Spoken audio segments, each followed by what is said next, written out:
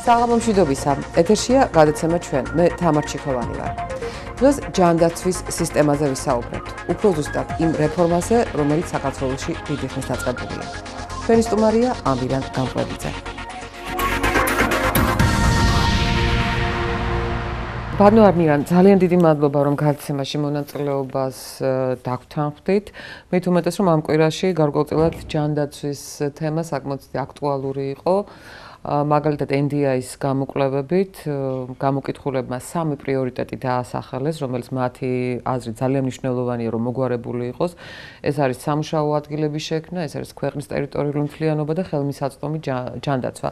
გარდა ამისა, იმ ჩამონათვალში, რომელი რეფორმის გატარებას ისურვებდნენ, პირველ ადგილზე 45%-ით აღმოჩნდა ჯანდაცვის რეფორმა.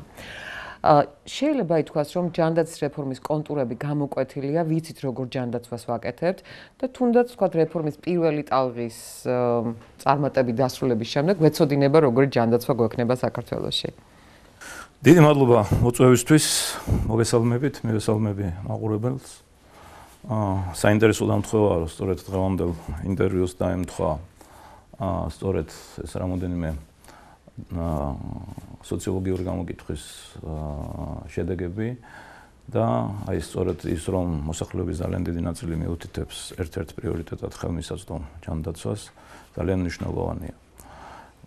თქვენს კითხვაზე ვიტყოდი რომ დიახ, ალბათ გამოკვეთილია მაინც რეფორმის კონტურები, საით მიდის ქვეყნის ჯანდაცვის სისტემის რეფორმა. ეს გახლავთ ეგრეთ წოდებული ასე ვამბობ ხოლმე უნივერსალიზმიდან ჩვენ წავედით სელექტივიზმისკენ, ანუ ავირჩიეთ ყველაზე უფრო მოწყვლადი ფოკუს ჯგუფები და მათ მივეცით საკმაოდ ვიტყოდი დღევანდელი ჩვენი რეალობისთვის კარგი სამედიცინო დახმარების პაკეტი, ეს არის დაახლოებით მილიონამდე მოსახლე. იცით რომ გაცხადებულია რომ წელს მილიონს დაემატება კიდევ და დაახლოებით სადღაც 600-700,000 ადამიანი, ეს არის ბავშვი დაახლოებით 200,000 5 წლამდე და მოხუცებულობა და პენსიონერები ვინც არ არიან ამ უმწეოთა ეგრეთ წოდებულ სამედიცინო დახმარების პროგრამაში, ანუ სადღაც სახელმწიფოს მიერ გარანტირებული დაზღვევით ამ წლის ბოლოსთვის უნდა ჩემის გათვლებით იყოს დაახლოებით 2 მილიონამდე ადამიანი. რომელიც სარგებლობს სახელმწიფო დაზღვევით. ამას ემატება დაახლოებით კიდევ სადღაც 400,000-მდე ადამიანი, ვინც არის დაზღვეული კორპორატიულად, ანუ ნებაყოფლობით და სადღაც ალბათ ჩვენი მოსახლეობის 50%-მდე გავდივართ ამ წლის ბოლოსთვის, ვისაც ჯანდაცვითი გარანტიები აქვს. ექნება უფრო სწორედ ან სახელმწიფოს მხრივ, ან თვითონ ინდივიდუმის მხრივ.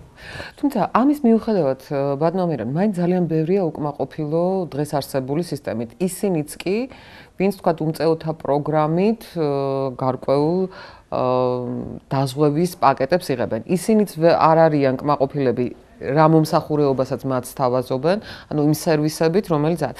აი ეს რით შეიძლება იყოს ახსნელი, იმიტომ რომ თუ დაზღვეული ხარ, მით უმეტეს სახელმწიფო გაძლევს ამ შესაძლებლობას, რომ მიიღო ჯანდაცვის მომსახურეობა, რატომ არიან უკმაყოფილოები მაშინ? ნუ უკმაყოფილება, რა თქმა უნდა, არის და იქნება. უკმაყოფილება ერთის მხრივ თვითონ NDI-ის კვლევებიც აჩვენებს, რომ 30% მოსახლეობის ერთ-ერთ მთავარ პრიორიტეტად ჯანდაცვის ხელმისაწვდომობას თulis ასახელებს. როგორც გითხარით, დღევანდელი დღით დაზღვეულია დაახლოებით გარკვეული გარანტიები აქვს 1,5 მილიონს და წლის ბოლოს ექნება კიდევ ერთი დაახლოებით 600 პლუს კიდევ 600-700,000 ადამიანს. ანუ ამის ზემოთ რჩება კიდევ ხო საქართველოში დაახლოებით 2 მილიონი, 2,400,000 ადამიანი, ვისაც არ აქვს გარანტირებული სამედიცინო მომსახურეობა. ახლა რაც მეორე ნაწილს თქვენი კითხვისას, რომ ის ვინც დაზღვეულია, იქაც არის უკმაყოფილება.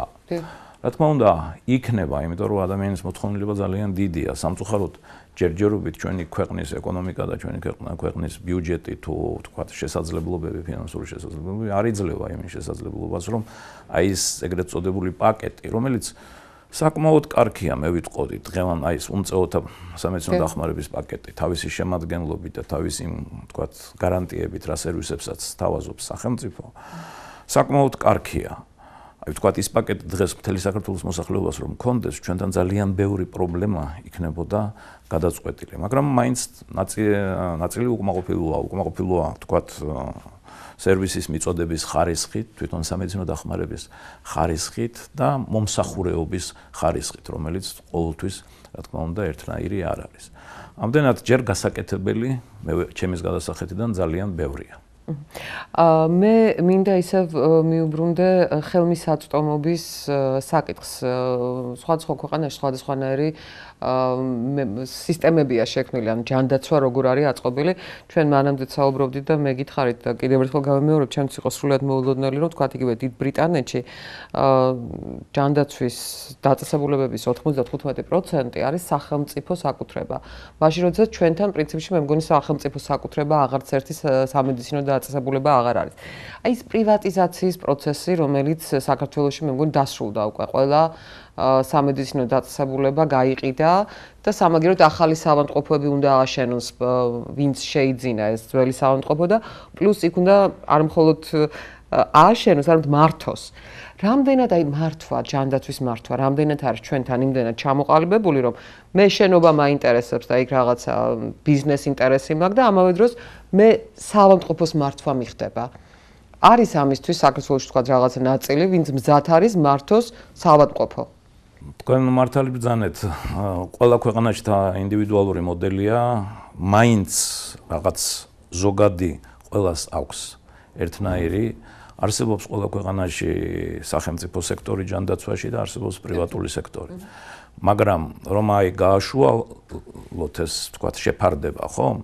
ჩვენ ხომ მაინც ჩვენი მთავარი სურვილი არის, რომ ჩვენ როდესღაც ევროპის ნაწილი, ევროკავშირის ნაწილი გავხდეთ. ამიტომ მე ყოველთვის სამიზნედ ვიღებ ის, რაც განვითარებულ ევროპაშია, ხო?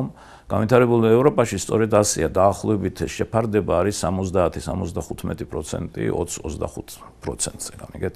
ანუ 75% არის სახელმწიფო საკუთრება და დაახლოებით 20-25% არის კერძო საკუთრება ჯანდაცვაში.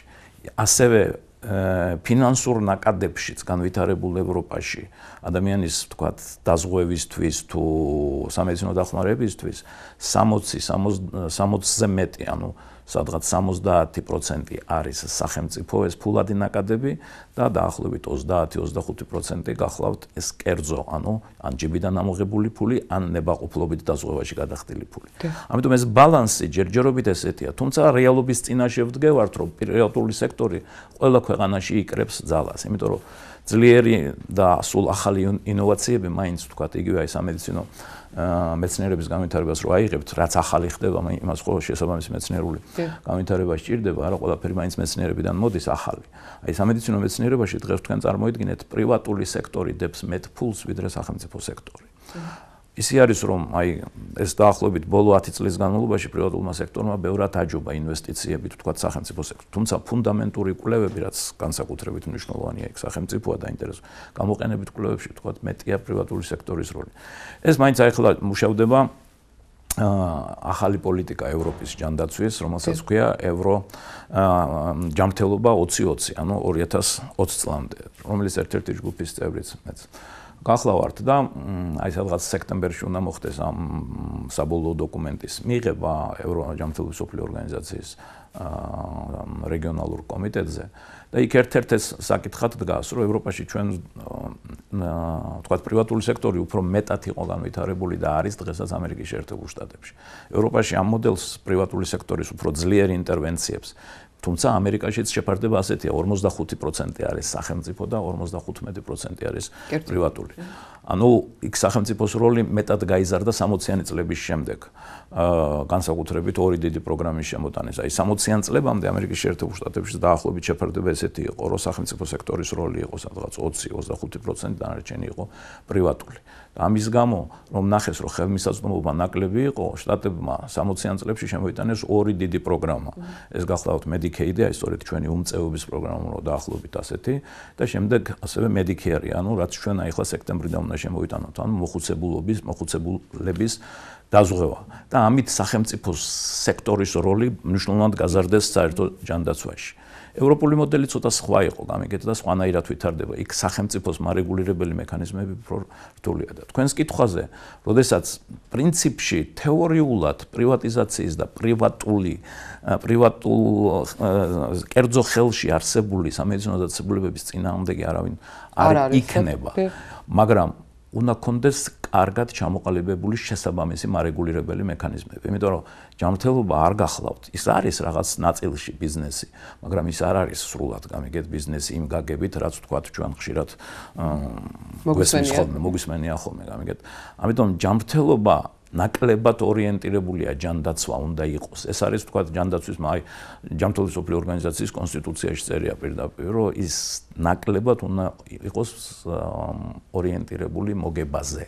ან თუ მოგება არსებობს თქვათ ჯანდაცვის სექტორში, ის ყოველთვის უკვე ინვესტირდება ჯანდაცვის განვითარებაში. ეს იმდენად თქვათ ძვირადღირებული ფუფუნებაა ჯანმრთელობა და მას იმდენად დიდი თანხები სჭირდება და ახლა თქვათ რაც დღეს ჯანდაცვაზე იხარჯება ეს წარმოუდგენელი თანხებია მთელ სოფლიოში. ტრილიონებზეა თუ არა. და დაახლოებით დღევანდელი მონაცემით რაღაც 6.5 ტრილიონია. მაგრამ წარმოიდგინეთ რომ აქედან დაახლოებით 30%-ს ამერიკის შეერთებული შტატები ხარჯავს. მაგრამ მიუხედავად იმ ყველაფერი ფულში არ არის, მიუხედავად იმისა რომ ამერიკა ხარჯავს ყველაზე მეტ ჯანმრთელობის დაცვაში ერთ სულ მოსახლეზე დღეს აქ სადღაც 7.500 წლის განმავლობაში ერთ სულ მოსახლეზე $. ხო? მიუხედავად ამისა, ბევრი ევროპული ქვეყნის ჯანდაცვის ინდიკატორები ჯობია ამერიკულს. სიცოცხლის საშუალო ხანგრძლივობა, ბავშვთა სიკვდილობა, დედათა ჯანმრთელობა და ბევრი სხვა რამე, მაგალითად ინგლისის მაგალითი მოვიყვანეთ თქვენ, სადაც ეგრეთ წოდებული ქვიან ეროვნული ჯანდაცვის სისტემა, სადაც თქვათ როგორც თანხებს, ისე თქვათ თვითონ საავადმყოფოებს ფლობს ძირითადად სახელმწიფო. მაგრამ იქაც პრივატული სექტორი თანდათან იზრდება.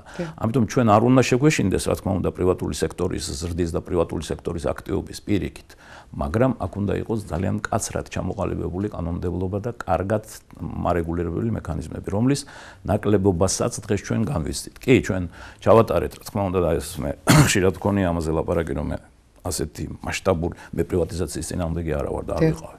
პირიქით, პრივატიზაცია დაიწყო საკმაოდ დიდი ხნის წინ საქართველოში, კიდევ 90-იან წლებში მოხდა ბევრი ამის პრივატიზაცია იგივე სამედიცინო სექტორში და ეს გარდუვალია და ამის წინააღმდეგო, მაგრამ მე წინააღმდეგი ვარ ასეთი მასშტაბური და სრული გამიგეთ პრივატიზაციისა, რომელიც როცა არ არის ჩამოყალიბებული ჯერ კარგად მარეგულირებელი მექანიზმები.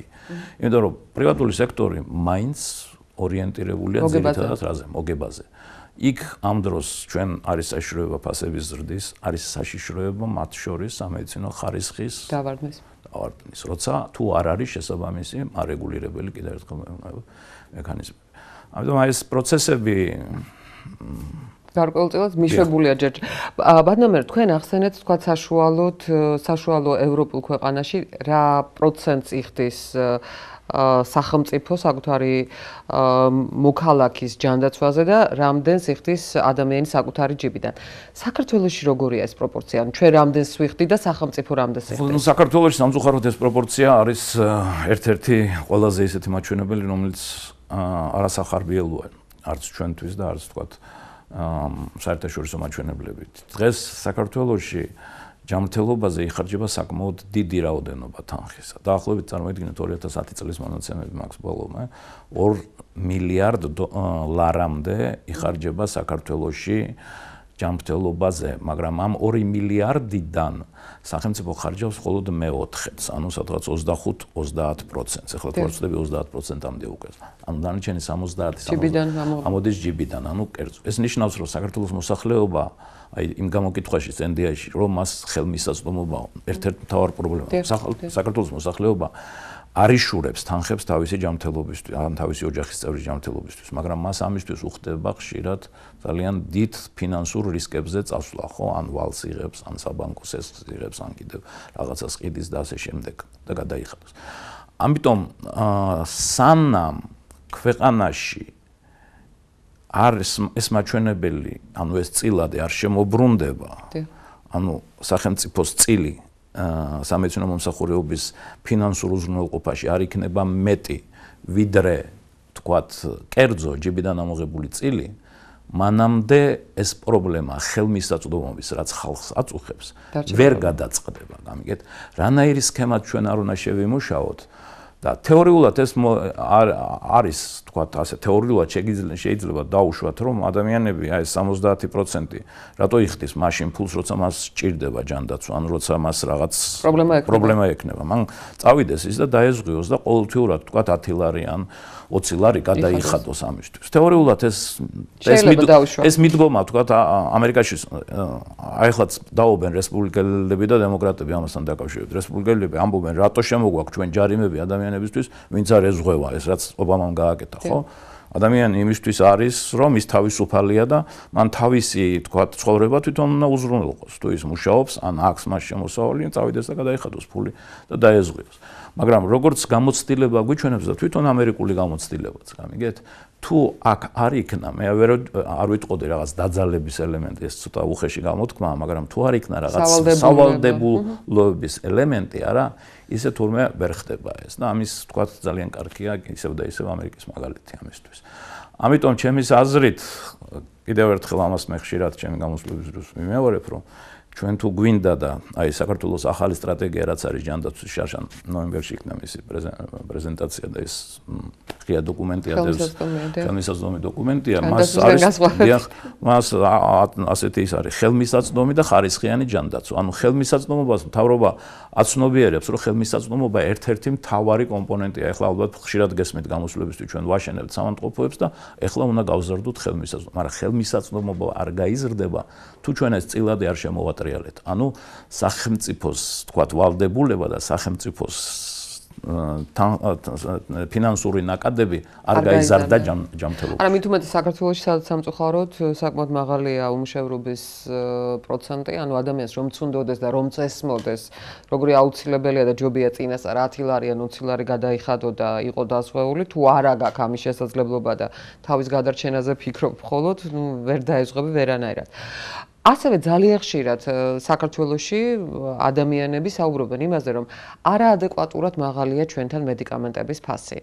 ამას ხშირად ხსნიან იმით, რომ მთელი კონგლომერატი შეიქმნა, ანუ ერთ და იგივე კომპანია არის ფარმაკოლოგიური წარმოებაც აქვს, თავად აქვს საავადმყოფო, თავად ყიდის, ანუ სააფთიაქო ქსელიც აქვს და ამავე დროს შეიძლება სადაზღვევო სისტემაც კი იყოს. ანუ რაღაცა მთელი სისტემა შეიქმნა და საკმაოდ დიდი ნაწილი დაიკავა მან ბაზრის.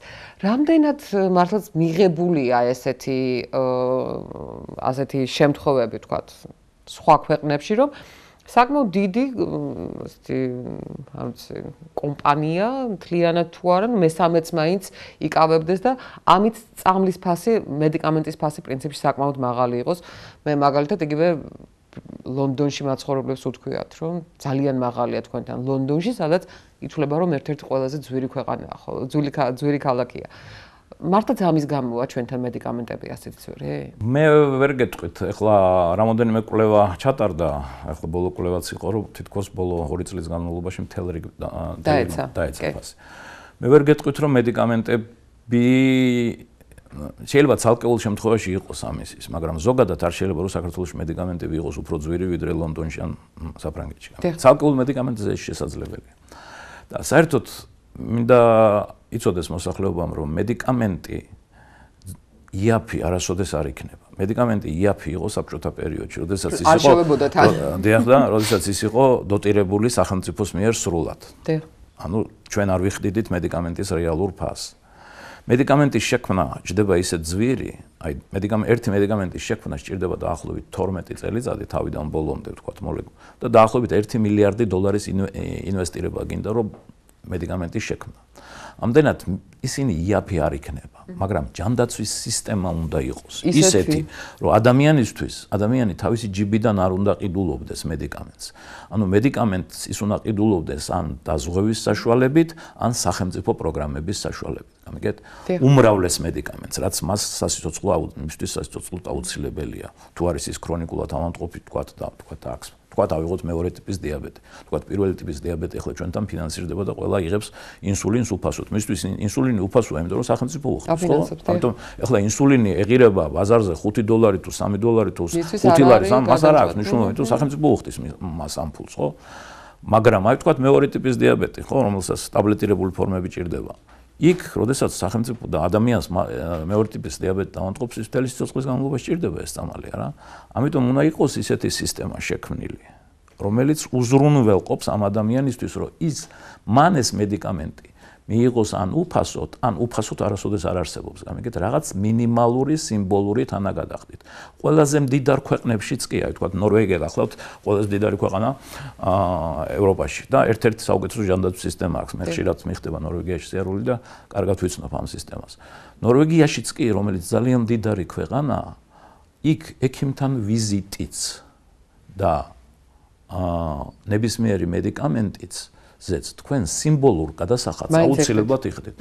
თქვენ შეიძლება გულის ოპერაციას უდაგჭირდათ ის აბსოლუტურად უფასოდ გაკეთდეს იქ, ან ძალიან მაღალტექნოლოგიური ოპერაციები, მაგრამ ექიმთან ვიზიტში თქვენ თქვათ იქ $3 ეკვივალენტს თუ $5 ეკვივალენტს აუცილებლად იხდით, იმიტომ რომ ეს აღრიცხვისთვის არის აუცილებელი, ეს აუცილებელია რომ ტყუილ არ მივიდეს ადამიანი და ბევრი სხვა. ისევე სიმბოლურად თქვენ მედიკამენტის რაღაც ფასს, მაგრამ თუ თქვენ ქრონიკულად გჭირდებათ მედიკამენტი მთელი სიცოცხლის განმავლობაში იქ არის რაღაც ჭერი, თქვათ, თუ თქვენ ამ თანაგადახდას აკეთებთ, თქვათ, რომ ავიღოთ 1000 ლარიან ჭერამდე წლის განმავლობაში, მაგრამ თუ 1000 ლარზე მეტი გჭირდებათ წლის განმავლობაში მედიკამენტზე, მაშინ 1000 ლარის შემდეგ ის სრულიად უფასოა თქვენთვის, ანუ მას სახელმწიფო აფინანსებს ან დაზღვევა აფინანსებს. ამიტომ ეს თეზა ძალიან მნიშვნელოვანია. მედიკამენტი არის ძალიან განსაკუთრებით დღეს მაღალტექნოლოგიური მედიკამენტები არის ძალიან ძვირი, გამიგეთ?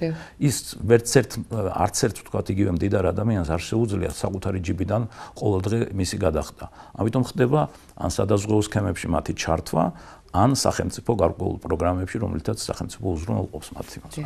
აი მაგალითად ჩვენთან ახლა დიალიზის პროგრამა რაც არსებობს, არა ეს არის ძალიან ძვირი სამედიცინო დახმარების სახე.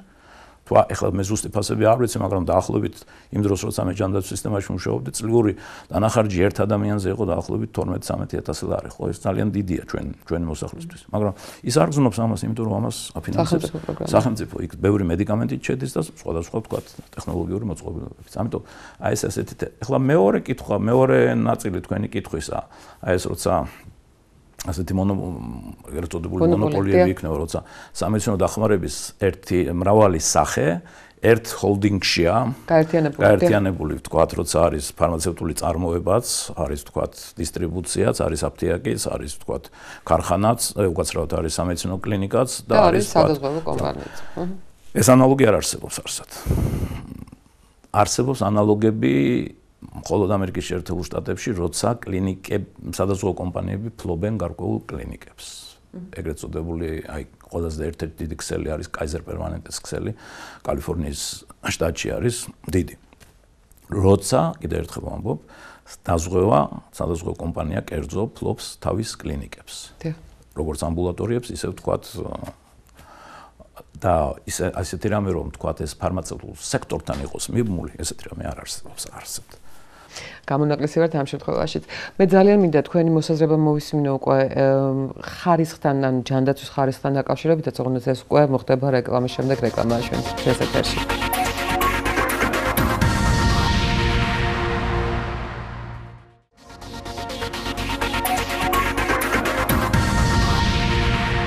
ჩვენ დაბრუნდით ეთერში, თქვენ უყურებთ გადაცემას ჩვენ, მე თამარ ჩიქოვანი ვარ, დღეს ჩემი სტუმარია ბატონი ამირან გამყრელი და ჩვენ ჯანდაცვის რეფორმის შესაძლო შედეგებზე საუბრობთ. ბატონ ამირან, ჩვენ ერთ-ერთი დიდი პრობლემა, რომელსაც უკვე ექიმები აპროტესტებენ, ეს არის ის შემცირებები, რომელიც საავადმყოფოების, ასე ვთქვათ, დაპატარავებასთან ერთად და შემცირებასთან ერთად ბუნებრივია ექიმებიც კარგავენ თავის ადგილს. თუმცა მეორეს მხრივ, იგივე ჯანმრთელობის მსოფლიო ორგანიზაციის ერთ-ერთი კვლევით, ჩვენთან ისე ძალიან ბევრი ექიმია და ბევრი მედპერსონალია. ანუ სავარაუდოა, რომ ეს პროცესი გაგრძელდება და ვთქვათ, ამდენი ექიმი არ გვჭირდება? მესმის ძალიან რთული საკითხია ეს არ არის მარტო დღევანდელი პრობლემა. დიდი ხანია. საბჭოთა კავშირი როცა დაიშალა და თქვათ ჩვენ გადავდიოდით უკვე ახალ სისტემაზე, როგორც პოლიტიკურ, ეკონომიურ, ისე სოციალურ, ეს პრობლემა წარმოჩინდა. საქართველოს დარჩა, მე კარგად მახსოვს ეს ციფრები, მემკვიდრეობით 55,000 საწოლი, სადღაც 400-მდე სამანდყოფოთი საქართველოში, მაშინ 5 მილიონი ვიყავით ხომ, როცა დაიშალა 5.4 მილიონი. დაახლოებით 27,000 ექიმით და დაახლოებით სადღაც 50,000 ექთნით, 52,000 ექთნით. აი, ამას ემატებოდა შემდეგ კიდე ამბულატორიული პოლიკლინიკური ქსელი და ასე და ასე შემდეგ. ეს მაშინდელი ევროპული მაჩვენებლებით და ჯანმრთელობის მსოფლიო ორგანიზაციის გათვლებით ეს ინფრასტრუქტურა რაც მაშინ იყო ყოფნიდა დაახლოებით 20 ევროპული სტანდარტებით იყო დაახლოებით 30 მილიონიან სახელმწიფოზე გათვლილი. საქართველოში გეუბნებით დიახ. ეს რატომ იყო, როგორ იყო, ამას ბევრი მიზეზი აქვს, ახლა ამას დროს დავკარგავთ და შემდგომ ეს მოხდა ამ საწოლებისაც, სამანდყოფოების შემცირებაც მოხდა როგორც სპონტანურად.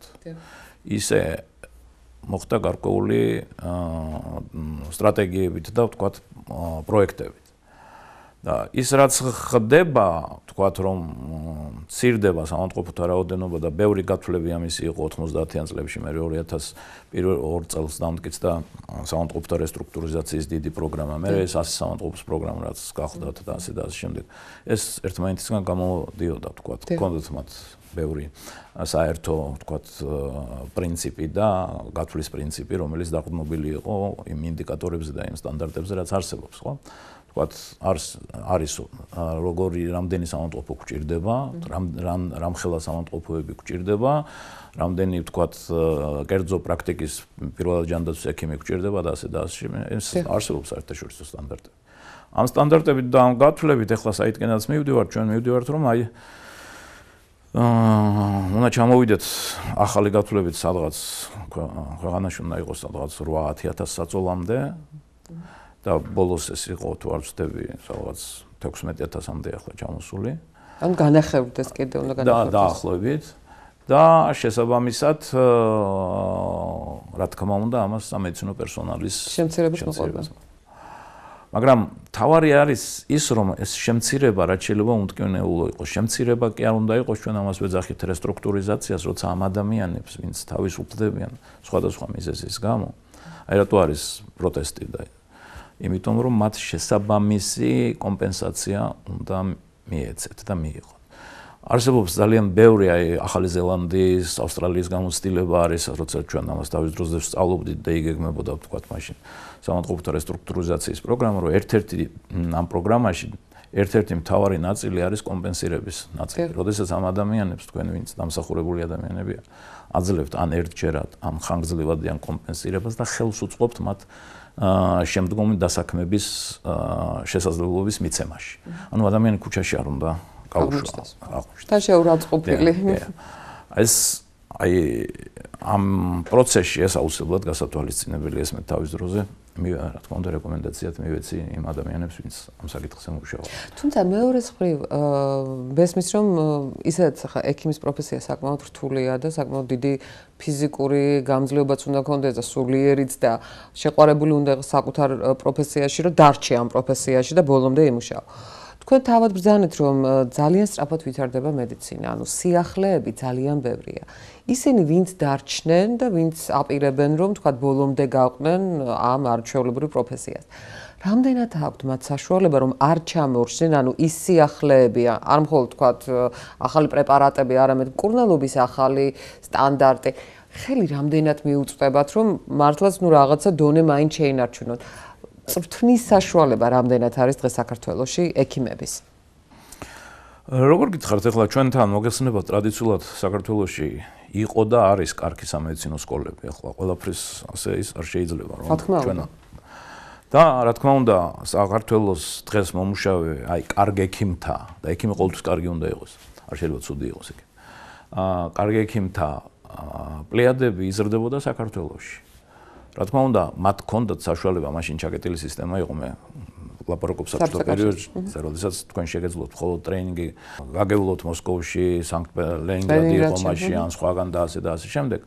მაგრამ ძირითადად ეს იზრდებოდა მაინც საქართველოში. დღეს ჩვენ საქართველოს პატარა ქვეყანა ვართ. ჩვენზე დიდარ ქვეყნებსაც კი მარტო შიგნით, მარტო ქვეყანაში კადრის მომზადების საშუალება ხშირად არ აქვთ, გამიგეთ. მედიცინა თქვენ ბრძანეთ ძალიან სწრაფად მიდის წინ. ყოველ 5 წელიწადში მთლიანად ახლდება სამედიცინო ინფორმაცია. თუ თქვენ მუდმივად არ მიყვებით ამ ინფორმაციას და მუდმივად არ სწავლობთ და ერთადერთი დარგია, მე ასე ვიტყოდი, ყველა სპეციალობათა შორის ექიმობა, სადაც თქვენ სულ სწავლის პროცესში უნდა იყოთ. ხშირად ამბობენ, რომ აი სხვა სპეციალობას თუ ჭირდება 4-5 წელი, თქვათ უნივერსიტეტში სწავლა და მე თქვენ ხართ დიპლომირებული სპეციალისტი. თქვენ იცით, რომ საექიმო სპეციალობაში სხვა სტანდარტია, რა 6 წელი სწავლობთ უნივერსიტეტში თუ სამედიცინო ინსტიტუტში და შემდეგ დაახლოებით კიდე 6-7 წელი სპეციალიზაციაში ემზადებით. ანუ ისიც სწავლა, ანუ ვიღაცის ხელმძღვანელობის ქვეშ, ამას რეზიდენტური სისტემები ქვია ემზადებთ. მერე აბარებთ გამოცდას და იღებთ უკვე ექიმის სპეციალისტის სერტიფიკატს. მაგრამ ეს არ კმარა. მერე თქვენი ცხოვრება, მერე სულ სწავლობთ. ამას ქვია უწყვეტი სამედიცინო განათლება ან უწყვეტი პროფესიული მზადება. და თუ ეს უწყვეტი პროფესიული მზადება არ არის სრულად, არ არის კარგად დანერგილი ქვეყანაში და ბევრ ქვეყანაში ეს არის მანდატორული აუცილებელი, ბევრ ქვეყანაში ეს არის ნებაყოფლობითი, მაგრამ ეს ნებაყოფლობითობაც დაყვანილია ისეთ გიქმნიან ისეთ პირობებს, რომ შენ სულ უნდა სწავლის პერიოდში იყო. ისე ვერ იქნები კარგი ექიმი დღეს, გამიგეთ. რა თქმა უნდა, ამასთან დაკავშირებით საქართველოში არსებობს საკმაოდ კარგი საკანონმდებლო ბაზა. აი ჩვენთან ამ საექიმო კანონი არსებობს, ჩვენთან ასეთი ექიმის საექიმო საქმიანობის შესახებ კანონი, სადაც გაწერილია და შემდგომ ძალიან ბევრი კანონქვემდებარე აქტი, თუ ექიმმა როგორ უნდა პოსტდიპლომური მზადება და მერე უწყვეტი სამედიცინო განათლება როგორ უნდა მაგრამ ჩვენთან ბაზები ამისთვის დღეს უკვე რომ ყველა დარგში კონდეს შენ საშუალება რომ კარგი სპეციალიზაცია გაიარო და მერე ეს უწყვეტი სამედიცინო განათლება ეს რა თქმა უნდა არ არის და არც ყველა ქვეყანას აქვს იგივე გერმანელი ხშირად დადის საფრანგეთში ან ამერიკაში რომ იღებს ერთ წელს გამოსავალ წელიწადს ხოლმე რომ მან ახალი იქ გაიაროს იგივე ვთქვათ შვედი მიდის სხვა ქვეყანაში და ასე შემდეგ ანუ ევროპაში ეს ეგრეთ წოდებული როტაციის სისტემა საკმაოდ არის აი ამ რეზიდენტურის პერიოდში ან კიდევ ვთქვათ სხვა უწყვეტი სამედიცინო განათლების პერიოდში აქ პრინციპში არ არის და ხომ არ შეიძლება აღმოჩნდეს ანუ ისეთი სურათი მივიღოთ რომ რამდენიმე წლის შემდეგ გარკვეულ სპეციალობებში ან ექიმის რაღაც გარკვეულ უბრალოდ სპეციალისტი აღარ აღმოგვაჩნდეს ჩვენ. სპეციალისტი ალბათ კარგი სპეციალისტი. საშიშროება არის მთელ რიგ კლინიკურ სპეციალობებში, რა თქმა უნდა, კვალიფიციური კადრის დეფიციტისა ქვეყანაში. იმიტომ რომ დღეს ერთ-ერთი უმწვავესი საკითხი ახლა ხომ ძალიან კარგი საქმე კეთდება ეს ინფრასტრუქტურა რო ახლდება ქვეყანაში ხო. რამდენიც აშენდება მე არ ვიცი 100 იქნება 150 თუ რამდენი სამანტყობოც, მაგრამ რო ინფრასტრუქტურა იცვლება და ძალიან კარგი ინფრასტრუქტურა კეთდება, ეს მისასალმებელია და კარგია. ამავე დროს იქ მომუშავე კადრს რა თქმა უნდა სჭირდება შესაბამისი მომზადება და შესაბამისი უწყვეტი სამედიცინო განათლება, რომლის მწყობრის სისტემა ქვეყანაში ჩამოსაყალიბებელია. მაგრამ ამას წინ უნდა უძღოდეს კარგი სტრატეგია ადამიანური რესურსების, ანუ რამდენი რა სპეციალობის ექიმი, ეხლა ექთნებში გვაქვს მაგალითად ძალიან დიდი პრობლემა საქართველოში. ძალიან დიდი პრობლემა გვაქვს, გამიგეთ? იმიტომ რომ ჩვენ წარმოგვედგინა თავის დროზე რომ ექთანი არაფერი განსაკუთრებული არ ამ დროს პრინციპში ძალიან დიდი წვირთი. ეს არის აბსოლუტურად დამოუკიდებელი პროფესია, დღეს ექთანი ჩვენ ადრე მიგვაჩნდა რომ ეს არის ექიმის ასისტენტი და არა, ეს არის აბსოლუტურად დამოუკიდებელი პროფესია და საექთნო განათლებასთან დაკავშირებით გვაქვს სერიოზული პრობლემები, რომელსაც ათავისებს სახელმწიფო და პრინციპში, მაგრამ არ იდგმება ის რადიკალური ნაბიჯები, რაც აუცილებელია საერთოდ განათლებასთან დაკავშირებით. მე ხშირად მომაკეს მაგალითი, რომ წარმოუდგენელია სამედიცინო განათლება განვითარდეს, თუ არ იქნა საუნივერსიტეტო ჰოსპიტალების სისტემა, კლინიკები ქვეყანაში. ეს ახალი კლინიკები რაც შენდება, კი არის კარგი, მაგრამ ისინი არის პატარა ამისთვის. საუნივერსიტეტო ჰოსპიტალები, როგორც წესი, დაგეგმა სამანტყოფოების იწყება ზემოდან ქვემოთ, გამიგეთ? ჯერ ქვეყანა იყოფა რამოდენიმე რეგიონად ხოლმე. მაგალითად, ჩვენს ქვეყანას ჭირდება 3 ან 4 ასეთი დიდი რეგიონალური ჰოსპიტალი, რომლებიც არის ეგრეთ წოდებული სასწავლო ჰოსპიტალები, სადაც კადრი იზრდება, რომელიც მიბმულია სამედიცინო ფაკულტეტებზე. ის არ არის სამედიცინო უნივერსიტეტების ან უნივერსიტეტების ფლობელობაში, ის არის ძირითადად უნივერსიტეტის კლინიკები, არის სახელმწიფო კლინიკები.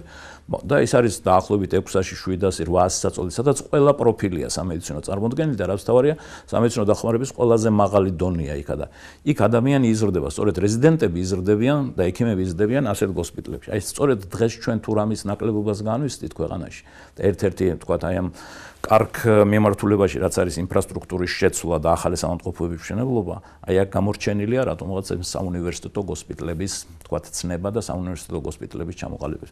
ამის მაგალითი ჩვენ მქონდა მაგალითად აი რესპუბლიკური სამონტყოფო მიახლოებული იყო, ის არ იყო სრულად საუნივერსიტეტო. მას აკლდა ბევრი სპეციალობები, მაგრამ დაახლოებით მიახლოებული იყო და ძალიან ბევრი თაობები ჩვენი გაიზარდა ამ აი ახლა ვფიქრობ მე მაინც რომ მომავალი 2-3 წლის განმავლობაში ეს საკითხი ქვეყანაში უნდა გადაწყდეს, იმიტომ რომ კადრის მომზადება და აქ ასევე დიდი რესურსია ის ქართველობა, რომელიც არსებობს დღეს საზღვარგარეთ. ქართველი ექიმები ძალიან ბევრი, მაგალითად ამერიკაში დაახლოებით 150-მდე უკვე ამერიკული სტანდარტით სერტიფიცირებული ექიმია, რომელთაც სურთ რომ მიიღონ მონაწილეობა ამ ახალი ჯანდაცვის სისტემის მშენებლობაში საქართველოში. მათი გამოყენება ძალიან მნიშვნელოვანია. ევროპაშიც ერთი ამდენია, ვთქვათ, რუსეთში ჯერ კიდევ არიან ქართველები წამყვან პოზიციებზე, საექიმო პოზიციებზე და კარგი ექიმებიც, რომ აი ეს დიასპორა ჩვენი უნდა იქნეს ამ გამოყენებული და ეხლა ინფორმაციის ნაკლებობას დღეს ინტერნეტის იმაში რა თქმა უნდა ჩვენ არ განვისდით. დღეს უკვე თითქმის ნებისმიერი გამოცემა, ნებისმიერი ხელმისაწვდომია, მაგრამ ხშირად ვამბობ დღეს აი ახალი მიმართულება ეგრეთ წოდებული ელექტრონული ჯანმრთელობა, e-health-ს ეძახიან. ანუ ტელემედიცინა, როდესაც თქვენ შეგიძლიათ სურათი ან კონსულტაცია დისტანცია და ასე შემდეგ.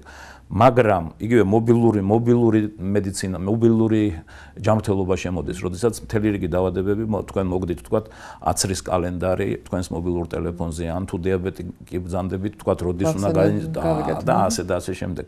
მაგრამ ექიმთან კონსულტაციას მაინც ექიმს ვერავითარი ტექნიკა მაინც ვერ ცulis გამიგეთ. აქედან გამომდინარე, ექიმების კვალიფიკაცია და მათი უწყვეტი სამედიცინო განათლება არის დღეს ჩვენი ერთ-ერთი მთავარი პრობლემა. მე მინდა კიდევ ბევრ პრობლემაზე ვისაუბროთ, ოღონდ ისევ რეკლამაა ჩვენს ეთერში, რეკლამის შემდეგ დავბრუნდებით.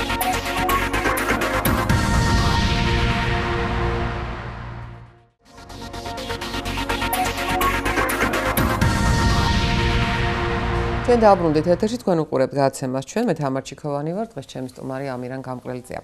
ბატონო ამირან, ჩვენ კი ვისაუბრეთ, რომ მედიცინაში ძალიან დიდი ცვლილებებია, ანუ ტექნოლოგია, ახალი ტექნოლოგიები შემოდის და ბევრი რამ სიკეთე ხდება. თუმცა შეგიძლია და ზოგადად მითხრა, თქვათ, როგორ იქნება ჯანდაცვა 21 საუკუნეში, ანუ რა გამოწვევებს ელის სოფლიო მასშტაბით, მე არ ვლაპარაკობ მხოლოდ საქართველოზე, იმიტომ რომ იმდენად გლობალურ სამყაროში ვცხოვრობთ, რომ თუ ჩინეთში ვიღაცას ჩიტის გრიპი უკაცრავად ფრინველის გრიპი ემართება, ჩვენთან უკვე თქვათ რაღაცა პრევენცია თუ არ ჩაატარე, შეძლოა აქაც გადმოვიდეს. რა გველის 21 საუკუნეში ჯანდაცვის თვალსაზრისით? რაზე იქნება ყურადღება მისაპყრობი პირველ რიგში? და ალბათ ის რაც ძალიან ბევრს აინტერესებს, ის დაავადებები, რომელთა სამწუხაროდ ბოლომდე მორჩენა სიმსივნეებს და გულსის ძაღლთა დაავადებებს გულისხმობ. თუ არის იმის შანსი, ანუ თუ ჩანს, რომ გარკვეული გარღვევა ამ თვალსაზრისით მოხდება, იმიტომ რომ ჩვენთან სამწუხაროდ როგორც ბევრ ქვეყანაში ძალიან ბევრი ადამიანი იღუპება ზუსტად გულსისხლ ძაღლთა დაავადებებით და სიმსივნური დაავადებებით. ზოგადად მე ამ ახალი სახელწოდება, ეგრეთ წოდებული გლობალური ჯანმრთელობა, რომელიც გლობალიზაციის პროცესებთან არის დაკავშირებული, ანუ ეს არის ის პრობლემები, რაც ერთ სახელმწიფოს კი არა, ბევრს და რომელსაც საზღვარი არ აქვს ამ პრობლემებს, ხო? ამიტომ ამ პრობლემას როგორც წესი ერთი სახელმწიფო ვერ აგვარებს ის გლობალურად. 21 საუკუნეში იქნება ალბათ ბევრი სიახლე. ალბათ ჩვენ აი მომავალი 10 წლის განმავლობაში მოწმე ვიქნებით კიდევ ორი დაავადების აღმოფხვრის. თქვათ, იცით რომ კაცობრიობამ აღმოფხრა მხოლოდ ჯერჯერობით სრულად მოსპო ერთი დაავადება, ეს იყო ყვავილი. 79 წლიდან არ არსებობს ყვავილი. მეორე ახლა რიგში დგას ასე ვთქვათ, პოლიომიელიტი. მხოლოდ 3 ქვეყანაშია დარჩენილი და ეს იქნება ძალიან დიდი გამარჯვება მედიცინის, რომ მალე ალბათ რამოდენიმე წელიწადში პოლიომიელიტი აღარ იქნება. შემდგომ დგას წითელის რიგი და ასე შემდეგ. მაგრამ მოგესალმებით ბუნება ბალანსს გარკვეულს ყოველთვის ერთი დაავადება შეიძლება გაქრეს, ან ქვემოთ მოდის და რაღაც ახალი ჩნდება. ამის საუკეთესო მაგალითია მაგალითად შიცი, ხო, რომელიც გაჩნდა 80-იან წლების დასაწყისში.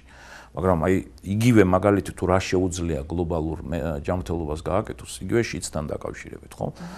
დღეს შიდსი უკვე აღარ არის ფატალური დაავადება. ანუ ვერ ვიტყვით რომ მოვერიეთ, მაგრამ ადამიანები ამ დაავადებით ცხოვრობენ და ცხოვრობენ საკმაოდ ხანგრძლივად, რაც ღმერთმა მას დაუთო, მაგრამ ის სულ იღებს წამალს. ანუ 21 საუკუნეში მთავარი იქნება რა, რასაც დღეს ამბობენ, რომ არ იქნება მწვავე დაავადებების პრობლემა. იმიტომ რომ ტექნოლოგიები ისე ვითარდება, ნებისმიერი მწვავე დაავადება დაემორჩილება მკურნალობას და ძირითადად მოხდება დაავადებების გაქრონიულება. მაგრამ ქრონიული დაავადებაც, გამიგეთ, უნდა არის ისეთი, რაც თქვენ დაასახელეთ, გულსიზრქთა დაავადებები, იგივე სიმსივნე, იგივე ვთქვათ, კიდევ სხვა დიაბეტი ან სხვა დაავადებები, რომელთანაც ერთად ადამიანმა უნდა ისწავლოს ცხოვრება. ანუ ეს არის მართვადი დაავადებები. ვთქვათ, ასთმა, ვთქვათ, არ ინკურნება ან დიაბეტი, მაგრამ ის ემორჩილება ისე მართვას, რომ ადამიანი სრულფასოვანი ცხოვრებით ცხოვრობს.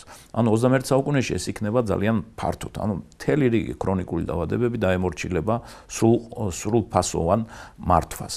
მაგრამ რა თქმა უნდა, პრობლემები ბევრი იქნება. ანუ ყოველწლიურად ჩნდება რაღაც ახალი ვირუსული ინფექცია, ერთი მაინც, რომელიც განიცდის მუტაციას ვირუსი, მაგალითად, ქათმის გრიპი, ფრინველის გრიპი დაასახელეთ, ხო, რომელიც ერთ-ერთი ძალიან საშიშროება იყო 4 წლის წინ. იმიტომ რომ ეს არის ძალიან ძლიერი ვირუსი, რომელიც საბედნიეროდ ჯერჯერობით მარტო ფრინველს აზიანებს, მხოლოდ 600 შემთხვევა ადამიანებში დაფიქსირებული და დაახლოებით 60%-იანი ლეტალობა აქვს. ანუ ძალიან მაღალია ლეტალობა. და საბედნიეროდ მან მუტაცია არ განიცადა და ადამიანი არ გახდა მიმღები ამ ვირუსის. მაგრამ აი თქვათ იყო ასეთი 2003-ში წარმოიშვა ჰონკონგში მწვავე რესპირაციული სინდრომი, რომელსაც კაცობრიობა მოერია. ძალიან დიდი დანახარჯით, დაახლოებით 30 მილიარდი დაუჯდა მაშინ ინდოჩინეთის ქვეყნებს და ასე გლობალურად ეს, მაგრამ ჩააქრო ეს ეპიდემია. ამიტომ ბევრი ეს ეგრეთ წოდებული ახალი ინფექციები გაჩნდება, მაგრამ გაჩნდება შესაბამისად სამკურნალო საშუალებები. ძალიან სწრაფად ხდება ვაქცინების. ეხლა ერთ-ერთი პრობლემა, დიდი პრობლემა, მაგალითად, ეხლა ძალიან ბევრი ინვესტირება ბილ გეიტსმა გააკეთა მალარიის ვაქცინაში. ეს დაავადება, რომელიც 1 მილიონამდე ადამიანს კლავს ყოველწლიურად დღეს მსოფლიოში და დაახლოებით 300-400 მილიონი ახალი შემთხვევა მალარიის ყოველწლიურად და აი მალე ალბათ უკვე მესამე ფაზის კვლევებში ერთ-ერთი ახალი მალარიის ვაქცინა და ეს დიდი გამარჯვება იქნება კაცობრიობის. მაგრამ ყველაზე დიდი პრობლემა, რაც გახდება ალბათ 21 საუკუნის და იქნება პრობლემები, რაც იქნება, ვთქვათ, დაბერებასთან, იმიტომ რომ მოსახლეობა ბერდება და მათ სულ სხვანაირი ჯანმრთელობის და სოციალური დაცვის სისტემა ჭირდება. ერთ-ერთი უმთავრესი პრობლემა იქნება გლობალურ დათბობასთან დაკავშირებული ის პრობლემები, რაც წარმოიშვება, ეს იქნება ინფექციებთან სხვასთან და რა თქმა უნდა, ყველაზე მთავარი პრობლემა დღეს გლობალურ ჯანმრთელობაში გახლავთ უსამართლობა ჯანდაცვაში. ასე აღინიშნება, ანუ სიღარიბესთან დაკავშირებული ჯანმრთელობის პრობლემები. უსამართლობა ნიშნავს, რომ აი ჯანმრთელობის მსოფლიო ორგანიზაცია რო აკეთებს ჩამონათვალს ყველაზე დიდი პრობლემების, აი გარწერს გულსიზრქთა დაავადებები, რომელიც ყველაზე მეტ სიკვდილობას იწვევს, მაგრამ განვითარებულ ქვეყნებში უკვე ქვემოთ წამოვიდა მათ სიკვდილი. იგივე ამერიკის შეერთებულ შტატებში ახალი შემთხვევები სიმსივნეების მცირდება, ისეთია და თქვათ მართვა უფრო უკეთესად ხდება. მაგრამ აი პრობლემა დაკავშირებული სიღარიბე და ჯანმრთელობასთან და უსამართლობასთან ჯანდაცვაში, რაც ნიშნავს, რომ რა არის ადამიანთა ჯგუფი, რომელსაც ყველაფერზე მიუწვდება ხელი ან ქვეყნები და არის ადამიანთა ჯგუფები ან იგივე იმ ქვეყნებში ან საერთოდ ქვეყნები, სადაც ჯანმრთელობაზე ხელმისაწვდომობა ნაკლებია. ანუ ყველაზე დიდ პრობლემად დღეს აღიქმება უსამართლობა ჯანდაცვაში. ამიტომ სახელმწიფოების უპირველესი მოვალეობაა ააშენონ ისეთი სისტემები ჯანდაცვის, სადაც სამართლიანობა იქნება დაცული. ანუ ღარიბსაც და მდიდარსაც ერთნაირად მიუწვდებათ სტანდარტულ სამედიცინო დახმარებაზე ხელი. ეს არ არის საბჭოთა კავშირი, როგორც ზოგიერთს გონია, როდესაც სტანდარტული რაღაცა სახელმწიფო ვალდებულებას ცივილიზირებულ ეს არის ერთ-ერთი მთავარი კრიტერიუმი ცივილიზირებული ევროპის და იქ საითკენაც ჩვენ მივისწრაფეთ სწორედ ევროგაერთიანების ქვეყნებში ეს გახლავთ ერთ-ერთი მთავარი, თქვა, ამოსავალი სტანდარტი, რომ იქ ყველა ადამიანს განურჩევლად სქესისა, რასისა, ეთნიკური წარმოშობისა, ცხოვრების დონისა თუ შემოსავლისა, აი ინგლისი ახსენეთ თქვენ, ინგლისში ერთნაირად მიუწვდებათ ხელი, თქვათ. ის ღარიბიც ისე გადაინერგავს გულს თუ მას დაჭირდა, როგორც ის მდიდარი, გამიგეთ. და შეიძლება ერთადერთი იყოს განსხვავება, რომ იმ დიდარს უკეთეს იმიტომ რომ მას დამატებითი დაზღვევა ექნება, მაგრამ იმ სტანდარტული სახელმწიფო დაზღვევით ისინი ერთნაირად ისარგებლებენ. ამიტომ ერთ-ერთი მთავარი პრობლემა 21 საუკუნეში იქნება ის, თუ როგორ გავზარდოთ ჩვენ ხელმისაწვდომობა და თანაბრობა, თუ გვინდა, იმიტომ რომ მედიცინა იმდენად ჰუმანური სპეციალობა, რომ არ შეიძლება რომ ადამიანს სამედიცინო დახმარებაზე არ მიუწვდებოდეს ხელი. რა თქმა უნდა. და თქვენ დაბერება ახსენეთ, პრინციპში დემოგრაფების აზრით საქართველოს ქართველი ძალიან ბერდება, ანუ ისედაც ცოტა ადამიანია დასაქმებული, რომელსაც უწევს ამდენი პენსიონერის შენახვა და პლუს ეს თუ გაგრძელდა, რამდენად შესაძლებელი იქნება, ანუ სახელმწიფოს ექნება, რომ არ გაიზარდოს ბიუჯეტი, თქვათ იყოს ის 6 მილიარდ რაღაცა. მაინც აქვს სახელმწიფოს იმის რესურსი, რომ საკუთარ მოქალაქეებს, პენსიონერებს აი ეს მინიმალური სამედიცინო დახმარება გარანტირებულად მისცეს. არის აი დღეს არის ამის შესაძლებლობა ამირან. საქართველოს მეკითხებით თუ საქართველოს. საქართველოს წამოვალთ მაინც საქართველოში მომდივარ. საქართველოში პრინციპში არის დღესაც იმის შესაძლებლობა, რომ ჩვენ უნივერსალიზმისკენ ვიაროთ.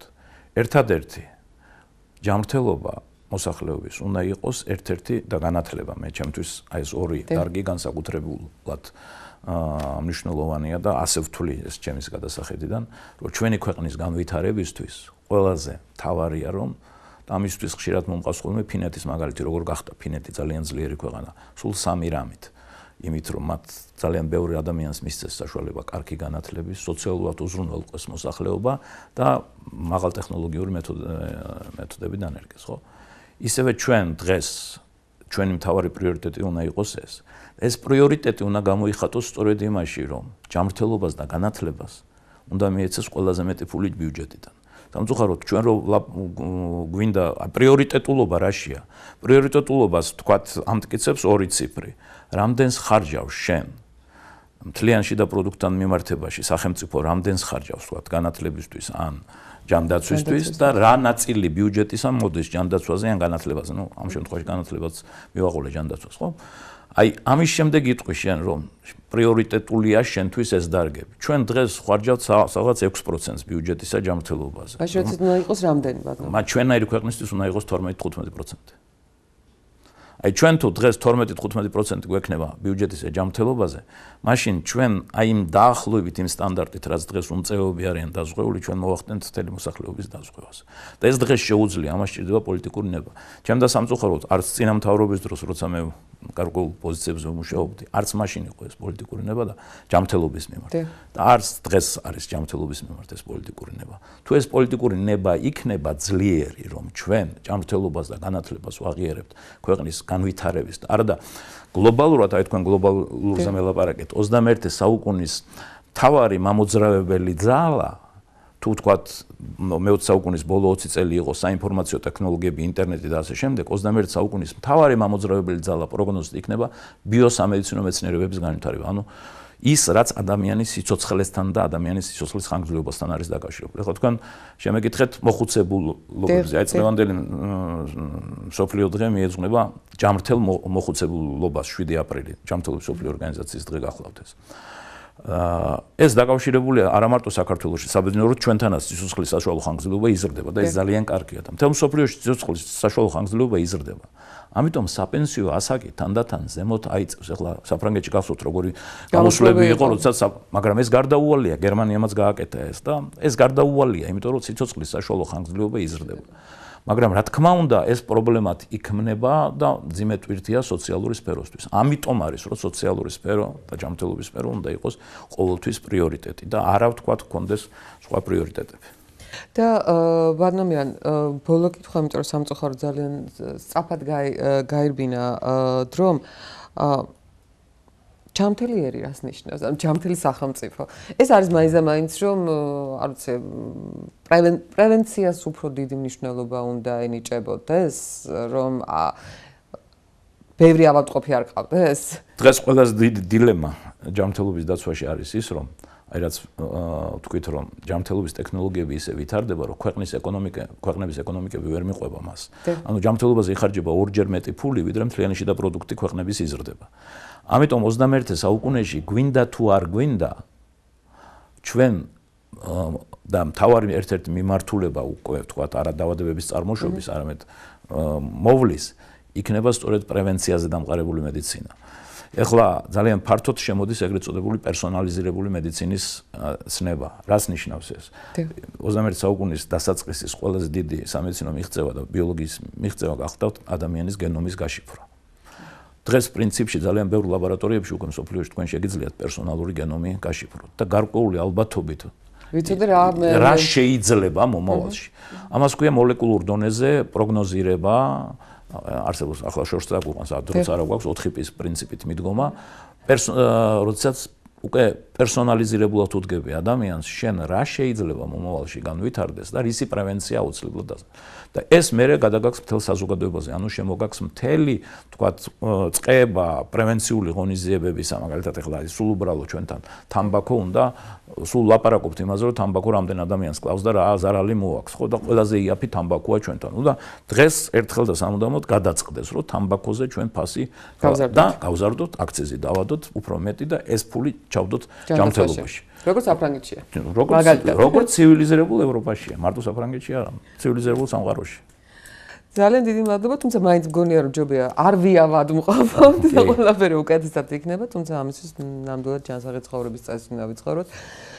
ამირან გამყრელიძე იყო დღეს ჩემი სტუმარი, თქვენ უყურებთ გადაცემას ჩვენ, მე თამარ ჩიქოვანი ვარ და ზუსტად ერთი კვირით გემშვიდობებით.